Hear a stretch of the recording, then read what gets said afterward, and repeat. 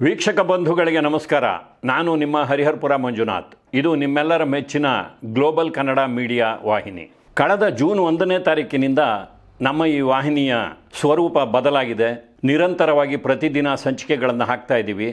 ಅಲ್ಲಿ KMF ಪ್ರೇಮನಾಥ್ ಅವರು ರಾಜ್ಕುಮಾರ್ ಅವರ ಜೊತೆ ಹಲವು ವರ್ಷಗಳ ಕಾಲ ಒಡನಾಟದಲ್ಲಿದ್ದಂಥ ಒಬ್ಬ ಸಹೃದಯಿ ಅವರನ್ನು ನಮ್ಮ ಸ್ಟುಡಿಯೋಗೆ ಕರೆಸಿ ಸಂದರ್ಶನವನ್ನು ಮಾಡಿ ನಿಮಗೆ 7 ಸಂಚಿಕೆಗಳಲ್ಲಿ ಆ ಒಂದು ಹೂರಣವನ್ನು ಉಣಬಡಿಸಿದ್ದೀವಿ.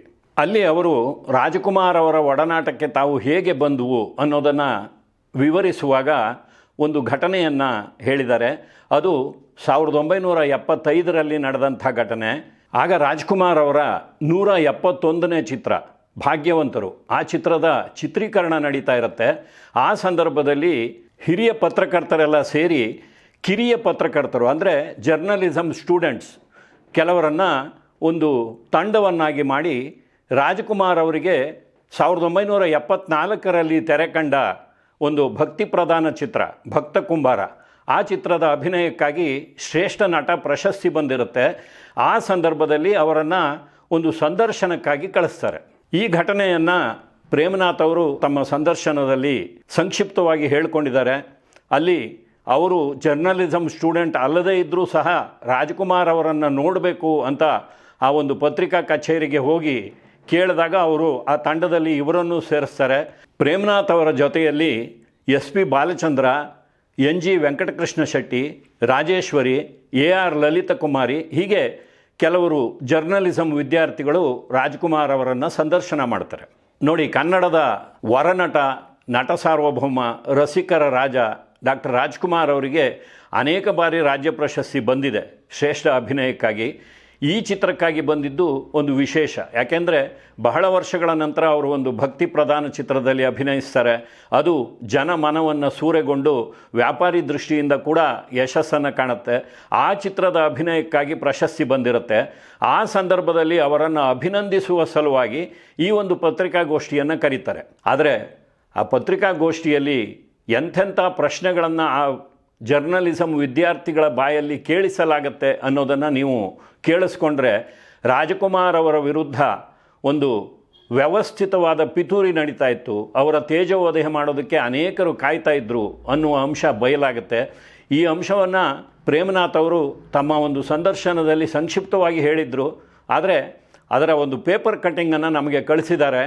ನಾನೇ ಬಂದು ಮತ್ತೆ ಕೂತು ಮಾತಾಡೋದು ಬೇಡ, ನೀವು ಈ ದಾಖಲೆಯನ್ನು ಇಟ್ಕೊಂಡು ವಿಶ್ಲೇಷಣಾತ್ಮಕವಾಗಿ ಒಂದು ಸಂಚಿಕೆಯನ್ನು ಜನಗಳ ಮುಂದೆ ಇಡಿ, ಯಾಕೆಂದರೆ ಜನಗಳಿಗೆ ಸತ್ಯ ಗೊತ್ತಾಗಬೇಕು ಅಂತ ಹೇಳಿದ್ದಾರೆ.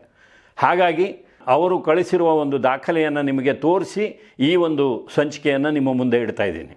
ನೋಡಿ, ಮೊದಲಿಗೆ ಔಪಚಾರಿಕವಾಗಿಯೇ ಸಂದರ್ಶನ ಆರಂಭ ಆಗುತ್ತೆ. ಈ ಸಲ ಭಕ್ತ ಕುಂಬಾರ ಚಿತ್ರದ ಪಾತ್ರಕ್ಕೆ ನಿಮಗೆ ಶ್ರೇಷ್ಠ ನಟ ಪ್ರಶಸ್ತಿ ಲಭ್ಯವಾಗಿದೆ. ನೀವು ಭಕ್ತಿರಸ ಪ್ರಧಾನವಾದ ಚಿತ್ರಗಳನ್ನೇ ಆಯ್ಕೆ ಮಾಡ್ತಿರಲ್ಲ, ಇದರಲ್ಲಿ ಯಾವ ರೀತಿಯ ಅನುಭವ ನಿಮಗೆ ಕಂಡಿದೆ ಅಂತ ಆ ವಿದ್ಯಾರ್ಥಿಗಳು ಪ್ರಶ್ನೆಯನ್ನು ಕೇಳ್ತಾರೆ. ಅದಕ್ಕೆ ರಾಜ್ಕುಮಾರ್ ಅವರು, ಹೌದು, ಅದೊಂದು ರೀತಿಯ ರಸಾನುಭವ. ನವರಸಗಳಲ್ಲಿ ಭಕ್ತಿರಸವೂ ಒಂದು. ನಾನು ದೇವರನ್ನು ನೇರವಾಗಿ ಕಂಡವನಲ್ಲ, ಹಾಗೆ ಯಾರೂ ಕಾಣೋದಕ್ಕೆ ಸಾಧ್ಯವೂ ಇಲ್ಲ. ನಮ್ಮ ಅಪ್ಪಾಜಿಯವರು ಕಂಡ ದೇವರಿಗೆ ಕೈ ಮುಗಿತಾ ಇದ್ದರು. ನಾವು ಮಕ್ಕಳೆಲ್ಲ ಚೆನ್ನಾಗಿ ಬಾಳಿ ಬದುಕಬೇಕು ಅಂತ ದೇವರಲ್ಲಿ ಕೇಳ್ಕೊತಾ ಇದ್ದರು. ಅವರ ಆ ಒಂದು ಪ್ರಾರ್ಥನೆ ಫಲ ಕೊಟ್ಟಿದೆ. ಹಾಗಾಗಿ ಇವತ್ತು ನಾನು ಇಂಥ ಪಾತ್ರಗಳನ್ನು ನಿಮ್ಮ ಮುಂದೆ ತರೋದಕ್ಕೆ ಸಾಧ್ಯವಾಗಿದೆ ಅಂತ ಬಹಳ ನಮ್ರತೆಯಿಂದ ಉತ್ತರವನ್ನು ಕೊಡ್ತಾರೆ. ನೋಡಿ, ಈ ಪತ್ರಿಕಾಗೋಷ್ಠಿಯ ಉದ್ದೇಶ ರಾಜ್ಕುಮಾರ್ ಅವರಿಗೆ ಅಭಿನಂದನೆ ಸಲ್ಲಿಸೋದು. ಆದರೆ ಈ ಉಭಯ ಕುಶಲೋಪರಿ ನಡೆದ ತಕ್ಷಣವೇ ಮುಂದಿನ ಪ್ರಶ್ನೆಯನ್ನು ಆ ವಿದ್ಯಾರ್ಥಿಗಳು ಕೇಳ್ತಾರೆ. ಇತ್ತೀಚೆಗೆ ನಿಮ್ಮ ಚಿತ್ರಗಳ ಗುಣಮಟ್ಟ ಸ್ವಲ್ಪ ಕೆಳಕ್ಕೆ ಬರ್ತಾ ಇದೆ ಅಂತ ಅನಿಸುತ್ತೆ, ಆ ಬಗ್ಗೆ ನಿಮ್ಮ ಅಭಿಪ್ರಾಯವೇನು? ಇದು ರಾಜ್ಕುಮಾರ್ ಅವರಿಗೆ ಜರ್ನಲಿಸಮ್ ವಿದ್ಯಾರ್ಥಿಗಳು ಕೇಳುವಂಥ ಒಂದು ಪ್ರಶ್ನೆ. ನೋಡಿ, ರಾಜ್ಕುಮಾರ್ ಅವರು ಎಂಥ ಸ್ಥಿತಪ್ರಜ್ಞರು ಅಂದರೆ ಇಂಥ ಒಂದು ಪ್ರಶ್ನೆಯನ್ನು ಕೇಳಿದಾಗ ಕೂಡ ಅವರು ವಿಚಲಿತರಾಗಲಿಲ್ಲ. ಅದಕ್ಕೂ ಕೂಡ ಸಮಾಧಾನವಾಗಿ ಉತ್ತರವನ್ನು ಕೊಟ್ಟರು. ನಿಮ್ಮ ಕಣ್ಣಿಗೆ ಗುಣಮಟ್ಟ ಕೆಳಗೆ ಬರ್ತಾ ಇದೆ ಅಂತ ಅನ್ನಿಸಬಹುದು, ಆದರೆ ಕೆಲವರಿಗೆ ಅದು ಇಷ್ಟ ಆಗಿದೆ, ಅದು ಉನ್ನತ ಮಟ್ಟದಲ್ಲಿದೆ ಅಂತ ಕೆಲವರಿಗೆ ಅನಿಸಿದೆ. ಅದಕ್ಕೆ ನಾವೇನು ಮಾಡೋಕ್ಕಾಗುತ್ತೆ? ಇಂಥ ಒಂದು ಪ್ರಶ್ನೆಯನ್ನು ಕೇಳಿದಾಗಲೂ ನಟ ಸಾರ್ವಭೌಮರು ಕೆರಳದೇ ಇದ್ದಿದ್ದರಿಂದ ಆ ವಿದ್ಯಾರ್ಥಿಗಳ ಒಂದು ಮುಂದಿನ ಅಸ್ತ್ರ ಪ್ರಯೋಗವಾಗುತ್ತೆ. ಆ ಪ್ರಶ್ನೆಯನ್ನು ನೀವು ಗಮನವಿಟ್ಟು ಕೇಳಿಸ್ಕೋಬೇಕು. ಕೆಲವರ ಅಭಿನಯದಲ್ಲಿ ಸುಧಾರಣೆ ಕಾಣಿಸುತ್ತದೆ, ಆದರೆ ನಿಮ್ಮ ಅಭಿನಯದಲ್ಲಿ ಹಾಗೆ ಕಾಣಿಸುತ್ತಿಲ್ಲವಲ್ಲ.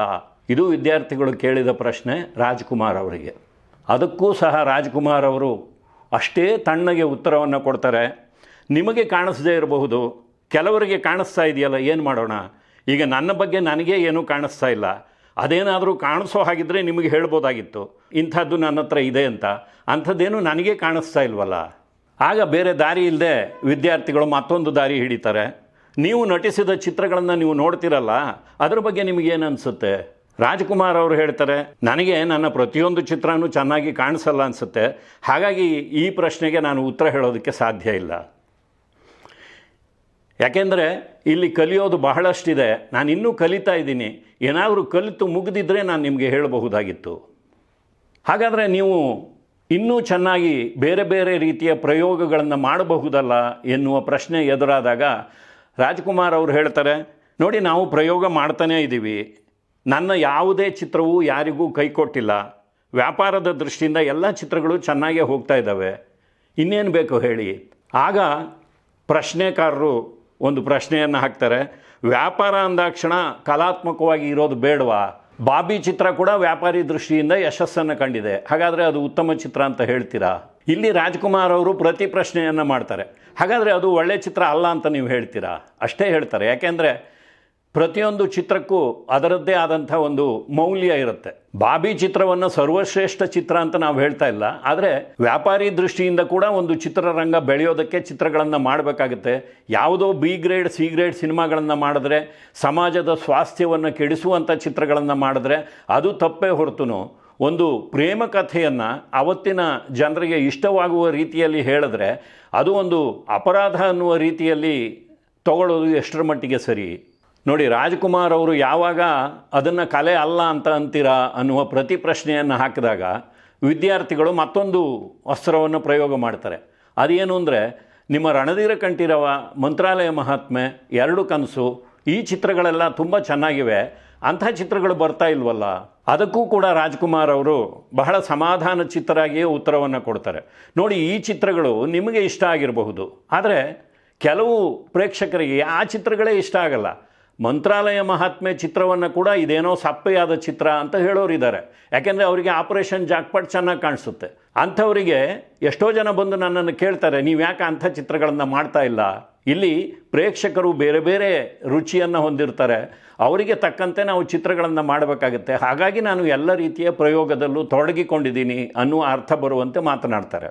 ಇಷ್ಟೆಲ್ಲ ಪ್ರಶ್ನೆಗಳ ಬಾಣಗಳನ್ನು ಎಸೆದರೂ ಸಹ ರಾಜ್ಕುಮಾರ್ ಅವರು ಶಾಂತ ಚಿತ್ತರಾಗಿ ಉತ್ತರವನ್ನು ಕೊಡ್ತಾ ಇದ್ದಿದ್ದರಿಂದ ಆ ವಿದ್ಯಾರ್ಥಿಗಳಿಗೆ ಮತ್ತೆ ಮುಂದೆ ಏನು ತೋಚದೆ ಒಂದಿಷ್ಟು ಔಪಚಾರಿಕವಾದ ಪ್ರಶ್ನೆಗಳನ್ನು ಕೇಳ್ತಾರೆ. ಅಲ್ಲಿ ಕೂಡ ರಾಜ್ಕುಮಾರ್ ಅವರು ತಮ್ಮ ಅಭಿಪ್ರಾಯವನ್ನು ಸ್ಪಷ್ಟವಾಗಿ ವ್ಯಕ್ತಪಡಿಸ್ತಾರೆ. ಈಗ ಫಿಲ್ಮ್ ಇನ್ಸ್ಟಿಟ್ಯೂಟ್ಗಳಲ್ಲಿ ಕಲಿಯುವ ಬಗ್ಗೆ ನಿಮ್ಮ ಪ್ರತಿಕ್ರಿಯೆ ಏನು? ಅಲ್ಲಿ ಸರ್ಟಿಫಿಕೇಟ್ ಪಡೆದು ಬಂದವರ ಬಗ್ಗೆ ನಿಮ್ಮ ಅಭಿಪ್ರಾಯ ಏನು ಅಂತ ಕೇಳಿದಾಗ, ನೋಡಿ, ತರಬೇತಿ ಪಡೆದು ಬಂದಿರ್ತಾರೆ, ಸಾಕಷ್ಟು ಅನುಭವ ಇರುತ್ತೆ, ಆದರೆ ನಮ್ಮ ಕಾಲದಲ್ಲಿ ಆ ರೀತಿಯ ಯಾವುದೇ ಒಂದು ವ್ಯವಸ್ಥೆ ಇರಲಿಲ್ಲ. ನಾವು ನಾಟಕ ರಂಗದಿಂದನೇ ಕಲಿತು ಬಂದವರು. ಅಂದರೆ ನಟನೆಯನ್ನು ಕಲಿಸೋದಕ್ಕೆ ಸಾಧ್ಯ ಅಂತ ನಿಮಗೆ ಅನಿಸುತ್ತಾ ಅನ್ನುವ ಪ್ರಶ್ನೆಗೆ ರಾಜ್ಕುಮಾರ್ ಅವರು ಹೇಳ್ತಾರೆ, ನೋಡಿ, ಇಲ್ಲಿ ಭಾವನೆಗಳನ್ನು ಹೀಗೆ ವ್ಯಕ್ತಪಡಿಸಬಹುದು, ಹಾಗೆ ವ್ಯಕ್ತಪಡಿಸಬಹುದು ಅಂತ ಹೇಳಿಕೊಡಬಹುದೇ ಹೊರತು ಪೂರ್ತಿಯಾಗಿ ನಟನೆಯನ್ನು ಯಾರಿಗೂ ಕಲಿಸೋದಕ್ಕೆ ಸಾಧ್ಯವಿಲ್ಲ. ಅವರಲ್ಲಿ ಪ್ರತಿಭೆ ಇದ್ದರೆ ಅದನ್ನು ಹೊರಗೆ ಹಚ್ಚಿ ಒಂದು ರೀತಿಯಲ್ಲಿ ಅದು ಪ್ರಕಾಶಕ್ಕೆ ಬರುವ ಹಾಗೆ ಮಾಡಬಹುದು ಅನ್ನುವ ಅರ್ಥದಲ್ಲಿ ಉತ್ತರವನ್ನು ಕೊಡ್ತಾರೆ. ಕನ್ನಡ ಚಿತ್ರರಂಗದಲ್ಲಿ ರಾಜ್ಕುಮಾರ್ ಅವರು ಒಂದು ವ್ಯಕ್ತಿ ಅಲ್ಲ, ಒಂದು ಶಕ್ತಿ ಅನ್ನುವ ಅಭಿಪ್ರಾಯ ಸಮಾಜದಲ್ಲಿ ಇವತ್ತು ಕೇಳಿ ಬರ್ತಾ ಇದೆ. ಇಂಥ ಸಂದರ್ಭದಲ್ಲಿ ನೀವು ಆ ಒಂದು ಸ್ಥಾನಕ್ಕೆ ತಕ್ಕಂತೆ ಏನು ಜವಾಬ್ದಾರಿಯನ್ನು ತಗೋತಾ ಇದ್ದೀರಿ, ಏನು ಸ್ಟೆಪ್ಪನ್ನು ತಗೋತಾ ಇದ್ದೀರಿ ಅನ್ನುವ ಪ್ರಶ್ನೆಗೆ ಕೂಡ ರಾಜ್ಕುಮಾರ್ ಅವರು, ನಾನು ಪ್ರತಿದಿನವೂ ಕಷ್ಟಪಡ್ತಾ ಇದ್ದೀನಿ, ಹೊಸದನ್ನು ಹುಡುಕ್ತಾ ಇದ್ದೀನಿ, ಏನು ಒಳ್ಳೆಯದನ್ನು ಕೊಡ್ಬೋದೋ ಅದನ್ನು ಕೊಡ್ತಾ ಇದ್ದೀನಿ, ಅದೇ ನಾನು ಸಮಾಜಕ್ಕೆ ಮಾಡುವಂಥ ಒಂದು ಪ್ರತ್ಯುಪಕಾರ ಅಂತ ಉತ್ತರ ಕೊಡ್ತಾರೆ. ಹಾಗಾದರೆ ಗಲ್ಲಾಪೆಟ್ಟಿಗೆಯಲ್ಲಿ ಯಶಸ್ಸು ಗಳಿಸಿದಂಥ ಚಿತ್ರಗಳಲ್ಲಿ ಅಭಿನಯಿಸಿದರೆ ಸಾಕು ಅಂತ ನಿಮ್ಮ ಅಭಿಪ್ರಾಯನ ಅಂತ ಕೇಳಿದಾಗ ರಾಜ್ಕುಮಾರ್ ಅವರು ಹೇಳ್ತಾರೆ, ನನಗೂ ನೋಡಿ ಒಳ್ಳೊಳ್ಳೆ ಚಿತ್ರಗಳಲ್ಲಿ ಅಭಿನಯಿಸಬೇಕು ಅಂತ ಇಷ್ಟ, ಆದರೆ ಭಕ್ತ ಕುಂಬಾರ, ಮಂತ್ರಾಲಯ ಮಹಾತ್ಮೆ ಇಂಥದ್ದೇ ಕಥೆಗಳನ್ನು ಎಲ್ಲಿಂದ ತರೋಣ? ಬೇರೆ ಬೇರೆ ರೀತಿಯ ಪ್ರಯೋಗಗಳನ್ನು ಮಾಡ್ತಾ ಹೋಗಬೇಕಾಗುತ್ತೆ, ಅದನ್ನೇ ನಾವು ಮಾಡ್ತಾ ಇದ್ದೀವಿ. ಆಗ ಪ್ರಶ್ನೆಕಾರರು ಕೇಳಿದ್ದು, ಚೋಮನದುಡಿ ಸಂಸ್ಕಾರದಂಥ ಚಿತ್ರಗಳಲ್ಲಿ ನೀವು ಅಭಿನಯಿಸಬಹುದಲ್ಲ ಅಂತ. ಅದಕ್ಕೆ ರಾಜ್ಕುಮಾರ್ ಅವರು ಅಂಥ ಅವಕಾಶ ಬಂದಾಗ ಖಂಡಿತವಾಗಿಯೂ ಮಾಡೋಣ, ಆ ಪಾತ್ರ ನಮಗೆ ಒಪ್ಪಿಗೆ ಆದರೆ ಖಂಡಿತವಾಗಿಯೂ ಆ ಪಾತ್ರದಲ್ಲಿ ಅಭಿನಯಿಸ್ತೀವಿ ಅಂತ ಉತ್ತರವನ್ನು ಕೊಡ್ತಾರೆ. ಆದರೆ ಪ್ರಶ್ನೆ ಕೇಳುವವರಿಗೆ ಒಂದು ವಿಚಾರ ಗೊತ್ತಿರಲಿಲ್ಲ ಅಂತ ಕಾಣುತ್ತೆ, ಅಥವಾ ಗೊತ್ತಿದ್ದರೂ ಜಾಣ ಮರವು ಅಂತೀವಲ್ಲ ಹಾಗೆ ಅದನ್ನು ಬೇಕು ಅಂತ ಕೇಳಿಲ್ಲ ಅಂತ ಕಾಣುತ್ತೆ. ಯಾಕೆಂದರೆ ಚೋಮನದುಡಿ ಚಿತ್ರ ತೆರೆಗೆ ಬರುವುದಕ್ಕೆ ಬಹಳ ವರ್ಷಗಳ ಹಿಂದೆ ರಾಜ್ಕುಮಾರ್ ಅವರು ಅಂಥದ್ದೇ ಕಥಾವಸ್ತುವಿನ ಒಂದು ಚಿತ್ರದಲ್ಲಿ ಅಭಿನಯಿಸ್ತಾರೆ. ಅದು ಭೂದಾನ ಚಿತ್ರ. ಕುಮಾರತ್ರಯರು ಒಟ್ಟಾಗಿ ಅಭಿನಯಿಸಿದಂಥ ಚಿತ್ರ. ರಾಜ್ಕುಮಾರ್, ಕಲ್ಯಾಣ್ ಕುಮಾರ್ ಹಾಗೂ ಉದಯ್ ಕುಮಾರ್ ಅವರು. ಅಲ್ಲಿ ರಾಜ್ಕುಮಾರ್ ಅವರ ಪಾತ್ರ ಬಹಳ ಉತ್ಕೃಷ್ಟವಾಗಿ ಮೂಡಿ ಬರುತ್ತೆ. ಆ ಚಿತ್ರ ತಮಿಳಿಗೆ ಕೂಡ ರೀಮೇಕ್ ಆಗುತ್ತೆ. ಅಲ್ಲಿ ಶಿವಾಜಿ ಗಣೇಶನ್ ಅವರು ಆ ಚಿತ್ರದಲ್ಲಿ ನಾಯಕರಾಗಿ ಅಭಿನಯಿಸ್ತಾರೆ. ಈ ಚಿತ್ರದ ಚಿತ್ರೀಕರಣವನ್ನು ಆರಂಭ ಮಾಡೋದಕ್ಕೆ ಮೊದಲು ಜಿ ವಿ ಅಯ್ಯರ್ ಅವರು ಚೋಮನದುಡಿ ಕಾದಂಬರಿಕಾರ ಶಿವರಾಮ ಕಾರಂತರ ಬಳಿ ಹೋಗಿ ಹೇಳ್ತಾರೆ, ನನ್ನ ಚಿತ್ರಕಥೆ ನಿಮ್ಮ ಒಂದು ಕಥೆಯನ್ನೇ ಹೋಲ್ತಾ ಇದೆ, ಆದ್ದರಿಂದ ನೀವು ಇದಕ್ಕೆ ಅನುಮತಿಯನ್ನು ಕೊಡಬೇಕು ಅಂತ. ಆಗ ಆ ಚಿತ್ರಕಥೆಯನ್ನು ಓದಿ ಶಿವರಾಮ ಕಾರಂತರು ನನ್ನ ಕಥೆನೇ ಬೇರೆ, ನಿಮ್ಮ ಕಥೆನೇ ಬೇರೆ, ನೀವು ಮಾಡ್ಕೊಂಡು ಹೋಗಿ ಅಂತ ಹೇಳ್ತಾರೆ. ಅಂಥ ಚಿತ್ರದಲ್ಲಿ ರಾಜ್ಕುಮಾರ್ ಅವರು ಆ ಮೊದಲೇ ಅಭಿನಯಿಸಿದ್ದಾರೆ. ಇವರು ರಣಧೀರ ಕಂಠೀರವ, ಮಂತ್ರಾಲಯ ಮಹಾತ್ಮೆ, ಎರಡು ಕನಸು ಈ ಚಿತ್ರಗಳನ್ನು ಹೆಸರಿಸುವಾಗ ಆ ಚಿತ್ರ ಇವರಿಗೆ ನೆನಪಿಗೆ ಬರಲಿಲ್ವಾ? ಅಥವಾ ಈ ವಿದ್ಯಾರ್ಥಿಗಳನ್ನು ಅಂಥದ್ದೊಂದು ಸಂದರ್ಶನಕ್ಕೆ ಅಣಿ ಮಾಡಿ ಕಳಿಸಿದಂಥ ಹಿರಿಯ ಪತ್ರಕರ್ತರಿಗೆ ಆ ವಿಚಾರಗಳು ನೆನಪಿರಲಿಲ್ವಾ? ಯಾಕೆಂದರೆ ರಾಜ್ಕುಮಾರ್ ಅವರ ರಣಧೀರ ಕಂಠೀರವ, ಎರಡು ಕನಸು, ಮಂತ್ರಾಲಯ ಮಹಾತ್ಮೆ ಈ ಕೆಲವು ಹೆಸರುಗಳನ್ನು ಮಾತ್ರ ಹೇಳಿ ನೀವು ಇನ್ನೂ ಒಳ್ಳೆಯ ಚಿತ್ರಗಳಲ್ಲೇ ಮಾಡಬಹುದಾಗಿತ್ತು ಅಂತ ಹೇಳುವ ಮುನ್ನ ಅವರ ನಾಂದಿ ಚಿತ್ರ ನೆನಪು ಬರಲಿಲ್ವಾ? ಭಕ್ತ ಕನಕದಾಸ ನೆನಪು ಬರಲಿಲ್ವಾ? ನಂದಾದೀಪ, ತೂಗುದೀಪ, ಸರ್ವಮಂಗಳ, ಹಣ್ಣೆಲೆ ಚಿಗುರಿದಾಗ, ಉಯ್ಯಾಲೆ, ಕಿತ್ತೂರು ಚೆನ್ನಮ್ಮ, ಸಿಪಾಯಿ ರಾಮು, ಬಂಗಾರದ ಮನುಷ್ಯ ಈ ಚಿತ್ರಗಳೆಲ್ಲ ಆ ಪತ್ರಕರ್ತರಿಗೆ ನೆನಪು ಬರಲಿಲ್ವಾ? ಕೊನೆಗೆ ಸೆನ್ಸಾರ್ನ ಬಿಗಿ ನೀತಿಯ ಬಗ್ಗೆ ಒಂದಿಷ್ಟು ಪ್ರಶ್ನೆಗಳನ್ನು ಕೇಳ್ತಾರೆ. ಹೊಡೆದಾಟದ ದೃಶ್ಯಗಳು, ಸೆಕ್ಸ್ ದೃಶ್ಯಗಳು ಇವುಗಳ ಬಗ್ಗೆ ಸೆನ್ಸಾರ್ ಬಿಗಿ ಧೋರಣೆಯ ಬಗ್ಗೆ ಪ್ರಶ್ನೆಯನ್ನು ಕೇಳಿದಾಗ ರಾಜ್ಕುಮಾರ್ ಅವರು ಸೆಕ್ಸ್ ದೃಶ್ಯಗಳ ಬಗ್ಗೆ ಸೆನ್ಸಾರ್ ಬಿಗಿ ಧೋರಣೆಯನ್ನು ತಳೆದಿರೋದರಲ್ಲಿ ತಪ್ಪೇನೂ ಇಲ್ಲ, ಆದರೆ ಹೊಡೆದಾಟದ ದೃಶ್ಯಗಳ ಬಗ್ಗೆ ಅಷ್ಟೊಂದು ಕತ್ತರಿ ಪ್ರಯೋಗ ಮಾಡೋದು ಸರಿ ಅಂತ ನಮಗೆ ಅನ್ನಿಸ್ತಿಲ್ಲ. ಯಾಕೆಂದರೆ ನೋಡುವ ಪ್ರೇಕ್ಷಕನಿಗೆ ಒಂದಿಷ್ಟು ರಂಜನೆ ಬೇಕಾಗುತ್ತೆ. ಅದಕ್ಕಾಗಿ ಆ ಹೊಡೆದಾಟದ ದೃಶ್ಯಗಳು ಇರ್ತವೆ. ಅಲ್ಲಿ ಅತಿಯಾದ ಹಿಂಸೆ ಇರಬಾರ್ದು ಅಷ್ಟೇ. ಅಂಥ ದೃಶ್ಯಗಳನ್ನೇ ತೋರಿಸಬಾರ್ದು ಅಂದರೆ ಸರಿ ಹೋಗೋದಿಲ್ಲ ಅನ್ನುವ ಉತ್ತರವನ್ನು ಕೊಡ್ತಾರೆ.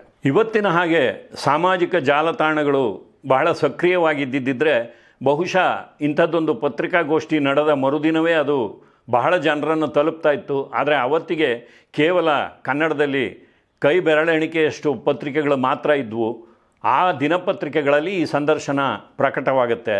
ಕೆಲವರು ಓದಿದವರು ನೆನಪಿಟ್ಕೊಂಡಿದ್ದಾರೆ, ಇನ್ನು ಕೆಲವರಿಗೆ ಮರೆತು ಹೋಗಿರುತ್ತೆ. ನೋಡಿ, ಇದರ ಒಂದು ಪ್ರತಿಯನ್ನು ಅವರು ನಮಗೆ ಕಳಿಸಿದ ಮೇಲೆ ಅದನ್ನು ಮತ್ತೆ ಇಲ್ಲಿ ನೋಡುವಂಥ ಒಂದು ಅವಕಾಶ ಆಯಿತು, ಹಾಗೂ ಅದರ ಬಗ್ಗೆ ಮಾತಾಡುವಂಥ ಅವಕಾಶ ಆಯಿತು. ರಾಜ್ಕುಮಾರ್ ಅವರು ನಿಮ್ನ ವರ್ಗದಿಂದ ಬಂದಂಥ ಒಬ್ಬ ವ್ಯಕ್ತಿ. ನಾಟಕ ರಂಗದ ಅನುಭವದಿಂದ ಅವರು ಚಿತ್ರರಂಗದಲ್ಲಿ ತಮ್ಮ ಪ್ರತಿಭೆಯಿಂದ ಬೆಳೆದು ಬಂದಿರ್ತಾರೆ. ಆದರೆ ಒಬ್ಬ ವ್ಯಕ್ತಿ, ಅಂಥ ಒಬ್ಬ ಸಾಮಾನ್ಯ ವ್ಯಕ್ತಿ ಅಸಾಮಾನ್ಯವಾದ ಎತ್ತರವನ್ನು ಏರ್ತಾ ಹೋದ ಹಾಗೆ ಅದನ್ನು ನೋಡಿ ಸಂತೋಷ ಪಡುವವರು ಲಕ್ಷಾಂತರ ಜನರಾದರೆ ಅದನ್ನು ನೋಡಿ ಕರುಬುವವರು ಒಂದಿಷ್ಟು ಜನ ಇರ್ತಾರೆ. ಕನ್ನಡ ಚಿತ್ರರಂಗದ ಒಳಗೆ ಹಾಗೂ ಹೊರಗೆ ಪತ್ರಿಕಾ ರಂಗದಲ್ಲಿ ಅನೇಕರು ಅಂಥ ವ್ಯಕ್ತಿಗಳಿದ್ದರು. ಅದನ್ನು ಕನ್ನಡ ನಾಡು ನೋಡಿದೆ, ಅದಕ್ಕೆ ಸಾಕಷ್ಟು ಸಾಕ್ಷಿ ಪುರಾವೆಗಳು ಕೂಡ ಇದೆ.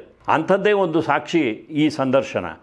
ಈ ಸಂದರ್ಶನವನ್ನು ಇವತ್ತಿನ ನಮ್ಮ ವೀಕ್ಷಕರಲ್ಲಿ ಎಷ್ಟೋ ಜನ ಓದಿರೋದಕ್ಕೆ ಸಾಧ್ಯ ಇಲ್ಲ.